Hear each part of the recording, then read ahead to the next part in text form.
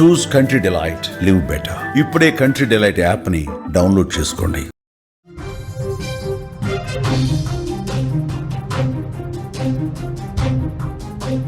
తెలుగు రాష్ట్రాల్లో వారం రోజులుగా భారీ వర్షాలు కురుస్తున్నాయి. బంగాళాఖాతంలో మరో అల్పపీడనం ఏర్పడింది. వాయుగుండం ఎఫెక్ట్తో మంగళ బుధవారాల్లో పిడుగులతో కూడిన భారీ వర్షాలు కురిసే అవకాశం ఉందంటూ కూడా హెచ్చరిస్తున్నారు. ప్రజలు అప్రమత్తంగా ఉండాలంటూ ఐఎండీ హెచ్చరిక.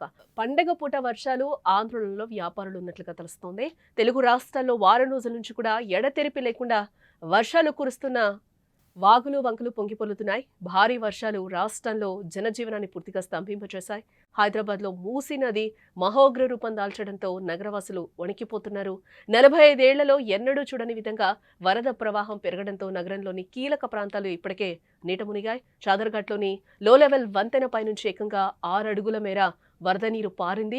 డ్రోన్ల సహాయంతో సహాయక చర్యలు అందించారు అధికారులు. రాబోయే 2 రోజులు మరింత ప్రమాదకరమైన వర్షపాతం నమోదయ్యే అవకాశం ఉందని కూడా అధికారులు హెచ్చరిస్తూ ఉన్నారు. బంగాళాఖాతంలో ఇప్పటికే ఏర్పడిన అల్పపీడనాలు, వాయుగుండం ప్రభావంతో వారం రోజులుగా తెలుగు రాష్ట్రాల్లో భారీ వర్షాలు కురిశాయి. హైదరాబాద్లో అయితే జంట జలాశయాలు నిండుకుండలా మారడంతో 15 గేట్లెత్తి నీటిని దిగువకు విడుదల చేశారు అధికారులు. దీంతో మూసీ నదికి భారీగా వరద నీరు వచ్చి చేరడంతో ప్రమాదకర స్థాయికి చేరుకుంది.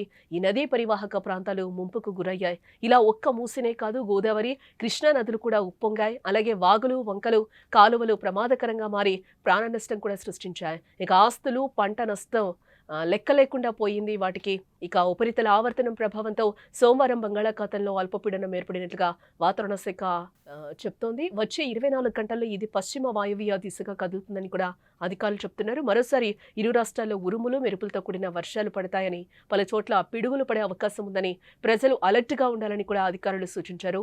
మళ్లీ అల్పపీడనం, భారీ వర్షాలు అంటే వాతావరణ శాఖ హెచ్చరికలు ప్రజలను కంగారు పెట్టిస్తున్నాయి. బంగాళాఖాతంలో మరో అల్పపీడనం కారణంగా వర్షాలు పడే ఛాన్స్ ఉందని కూడా ఐఎండీ చెప్తూ ఉంది. పండగ సమయంలో వర్షాలు పడితే వస్త్ర వ్యాపారం, పూల వ్యాపారాలతో పాటు ఇతర వ్యాపారాలకు కూడా తీవ్ర నష్టం వాటిల్లే అవకాశం ఉందని ఆందోళన చెందుతున్నారు. గత వారం రోజులుగా కురుస్తున్న వర్షాలకు వ్యాపారం అంతంత మాత్రంగానే సాగుతుంది. పండగ ముందు భారీ వర్షాలంటే వ్యాపారం తగ్గి తీవ్రంగా నష్టపోతామని కూడా ఆవేదన వ్యక్తం చేస్తూ ఉన్నారు వ్యాపారస్తులు. పండగ సీజన్ కావడంతో వరుణదేవుడు కాస్త శాంతిగా ఉండాలని కూడా వ్యాపారులు దండం పెట్టుకుంటున్నారు.